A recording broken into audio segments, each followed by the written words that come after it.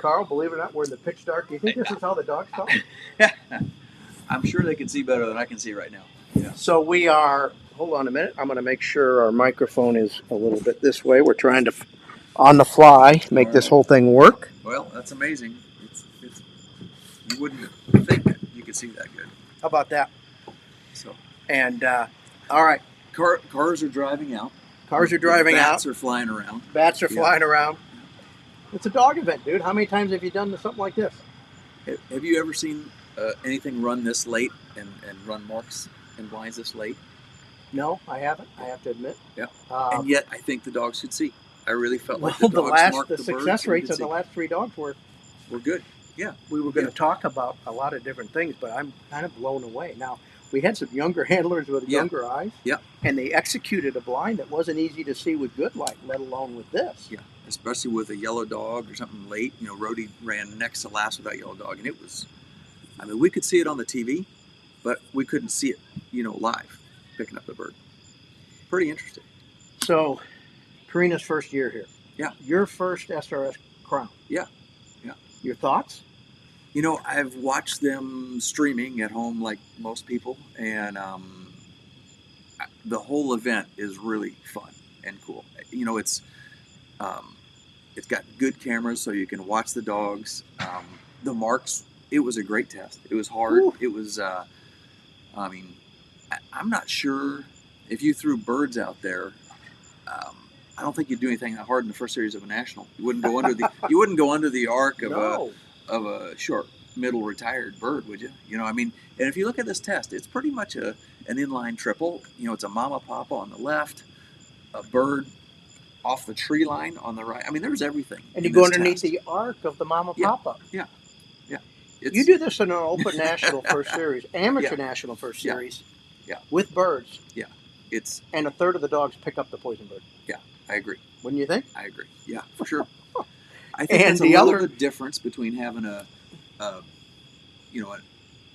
dummy or a ATB or easy bird or whatever as opposed to a real bird. It's probably a lot easier to run that line under there. But, it was challenging. And I think it's harder to smell these, when you're looking for them. Yeah, that's right.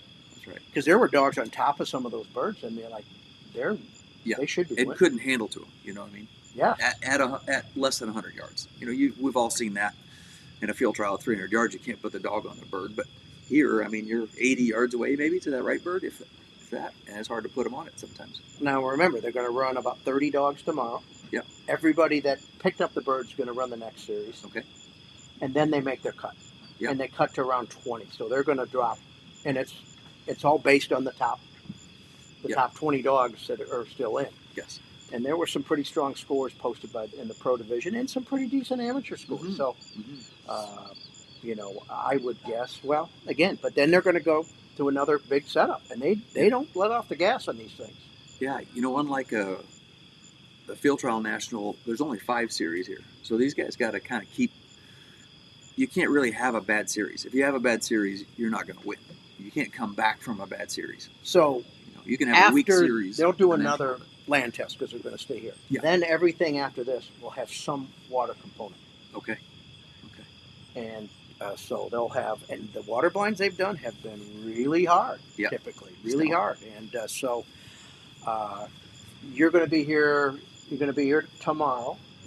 For sure, and Sunday morning. Sunday morning. Yeah, Ray will be coming in Sunday afternoon. He's out in California right now at another event, and he'll be here to finish up the week. Any other perceptions or thoughts or that you'd like to share? I would say,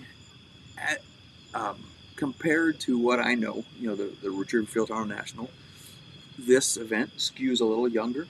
There's more family. There's more younger trainers.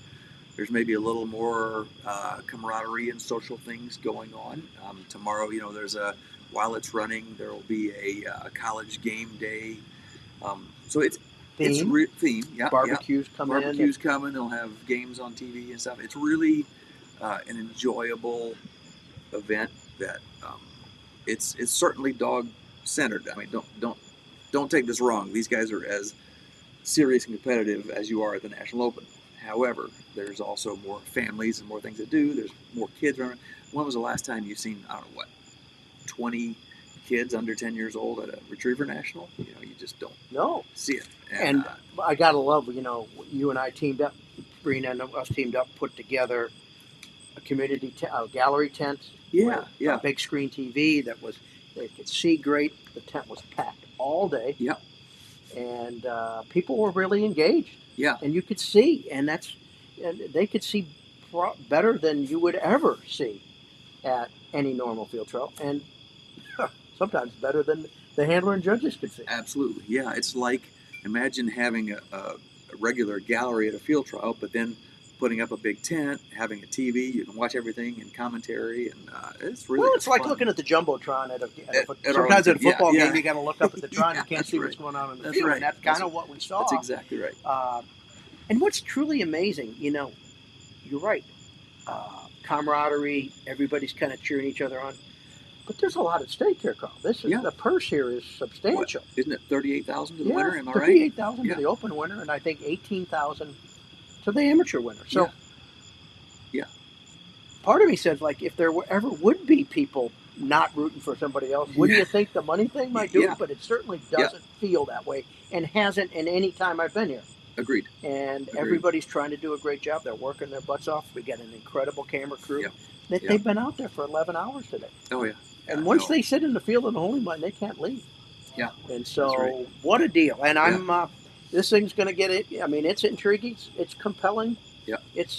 And in some ways, it's must-see TV if you really want to watch dog work. It may not be the test you do, but to watch the dog's behavior, the communication online, the things that happen. I mean, it's truly. I mean, there's a lot to be gained there. Yeah. And all of the handlers have the same opportunity to kind of go to school on the test. They can watch everything on the test and see it. You can watch your run, go back and say, "Oh, I got to not do that next time." Because you can go on YouTube tonight and watch what you did on the screen. That's right. And go, man, that was I'll not do that again tomorrow or next. A lot of good stuff, and but you know what? Anytime people are out trying to make dogs better and enjoying the outdoors and family, it's a win. And that's why Purina and Garmin are here, and that's why we're smiling. And we're out here in the dark after 12 hours in the field. Yeah. And literally the last dog was running. We ran late, and I know we've said this, but it's just sort of shocking how late it was. Right? You could see the bats flying around. It was hard to see the dog, but it just shows how amazing the dog's vision is. Yes. They were seeing the birds when it was really hard for us to see. So.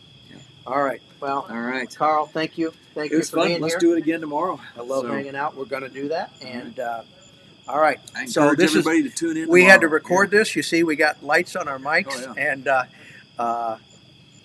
thank you for being here. All right. Appreciate that. And we'll keep you posted. Okay. All right. Take care, everybody. Bye-bye.